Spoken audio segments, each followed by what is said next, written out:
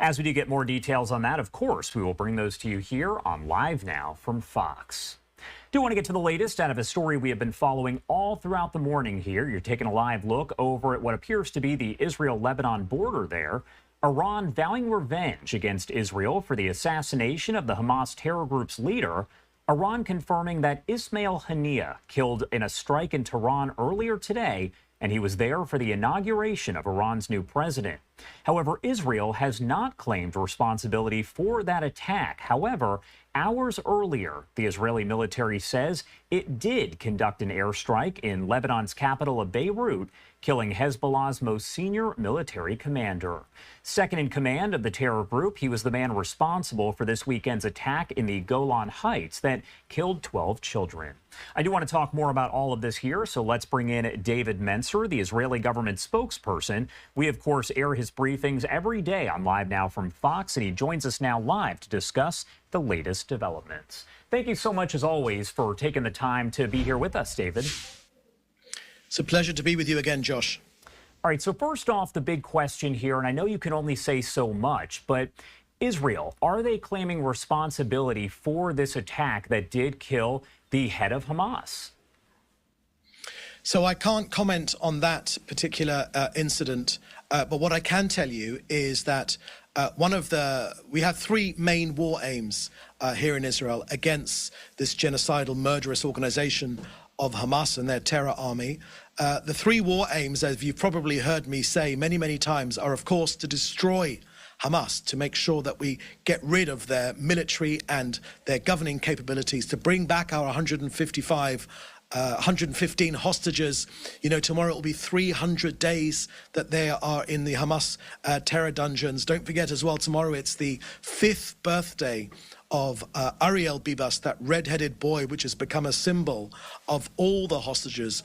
Imagine spending the last 10 months of your life as a 5-year-old in the Hamas terror dungeons.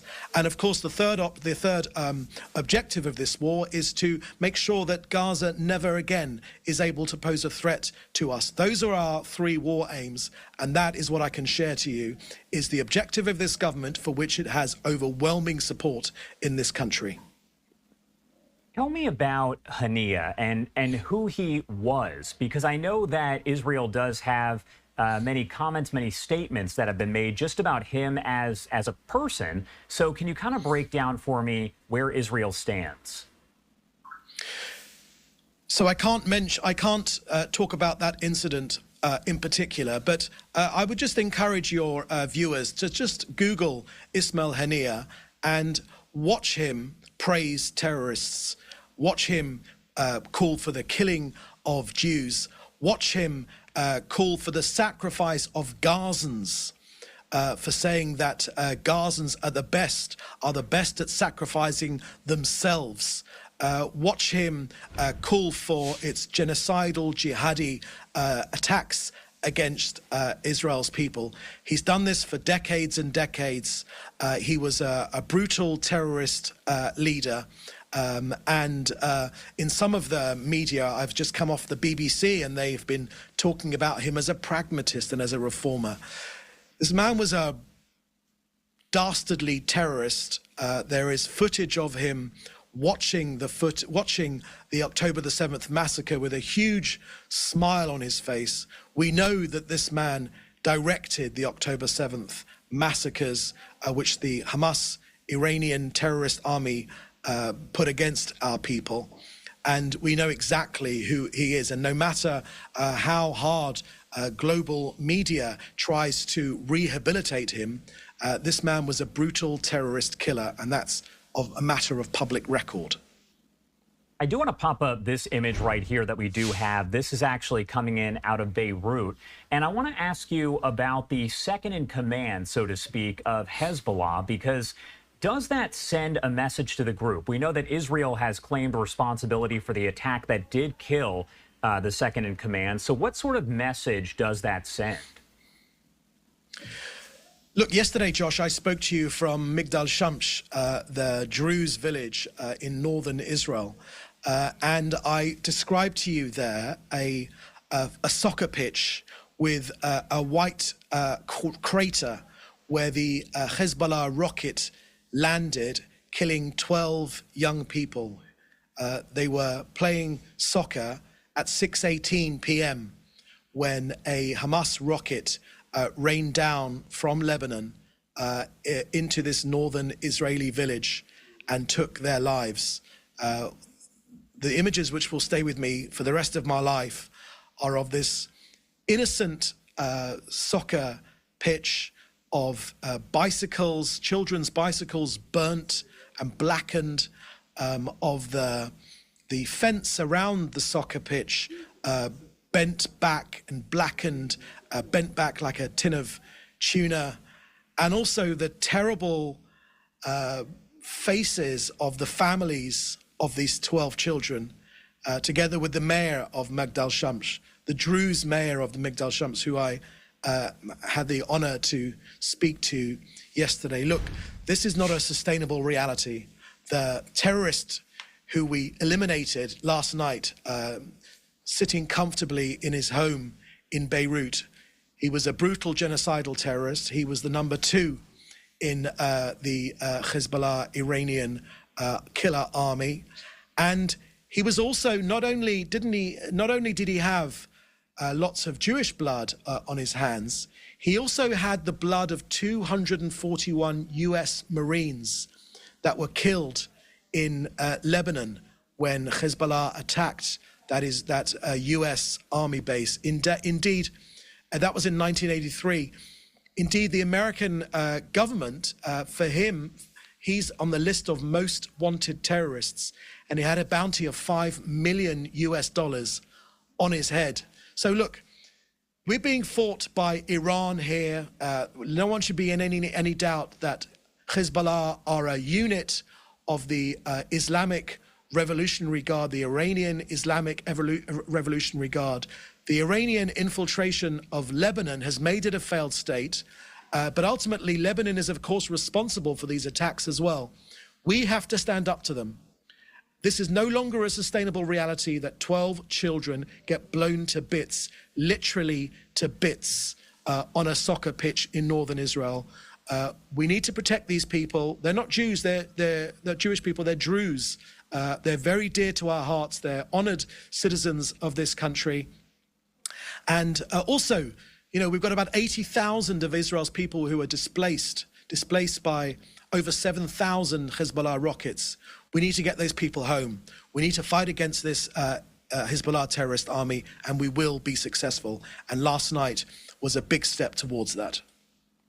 And I know, again, you can't really go into specifics here, but I've asked you this question pretty much every time that I talk to you. Is Israel closer to going into a full-out war with Hezbollah? Because we've seen the attacks happening on northern Israel time and time again. I believe at least one person was killed yesterday as a result. So are, I guess, you any closer to a war with Hezbollah? Look, one way or another, whether through diplomacy or through other means, we will secure our northern border. It's our duty. It's our duty as a government. We'd be remiss if we allowed this terrorist outrage to remain on our northern border. It's the subject of UN Security Council Resolution 1559, which has never been adhered to. It's the subject of UN Security Resolution 1701, which has never been adhered to. You know, Lebanon is a failed state. They allow this Iranian Hezbollah army to occupy their south. They're constantly firing rockets at us. You know, there's this useless UNIFIL force, a United Nations force, which was put there to ensure that Hezbollah were not close to our border. They should be pushed behind the Litani River. That too has been a farce, nothing but a farce. They're absolutely useless, that UN force. We're being attacked by this Hezbollah. We would always prefer diplomacy. That's you know, that's always our preferred option, and we wish that would bear fruit. But if it doesn't, then Israel is ready to defend its northern border. It's our duty.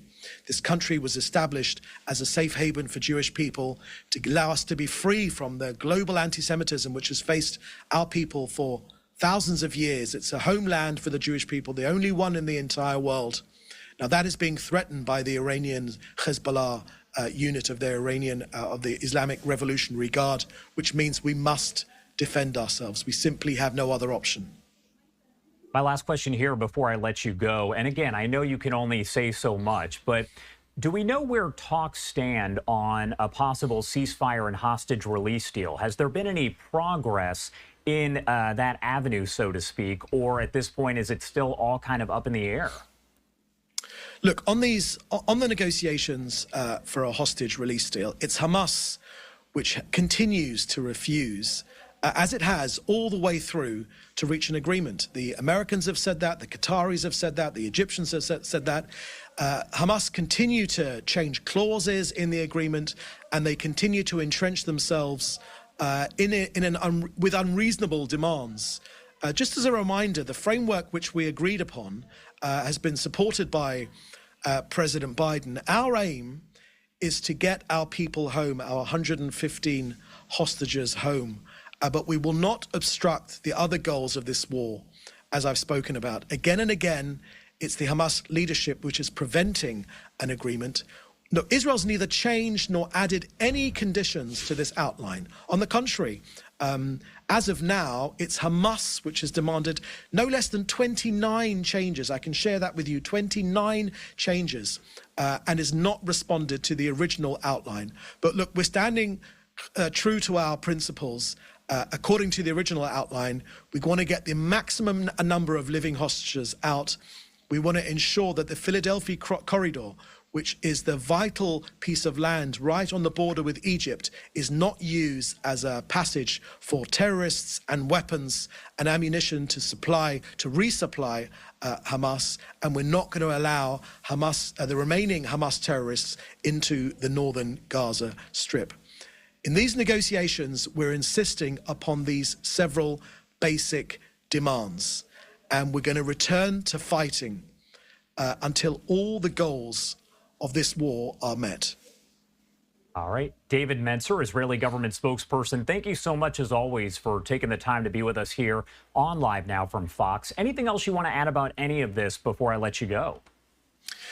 Look, I want to say to the American people as they enter into this election season, for Israel, it's very important that the relationship between Israel and the US is a bipartisan relationship. That's been the way it has been since the beginning, and that's the way we want it to continue. Now, whoever wins in this election, all of us here in Israel know, and I think both parties in the US should know that, look, we have many shared values. We're the only democracy in hundreds of miles of either direction. So, of course, that's our shared values, but we share the same enemies as well. It's Iran. You know, we're in their neighborhood. They're going for us first. But whoever wins the election in the US, they're after the US as well. Let no one be in any doubt of that fact. They're fighting us only as a stopgap, only as a stop on the route, on the way to trying to defeat you with their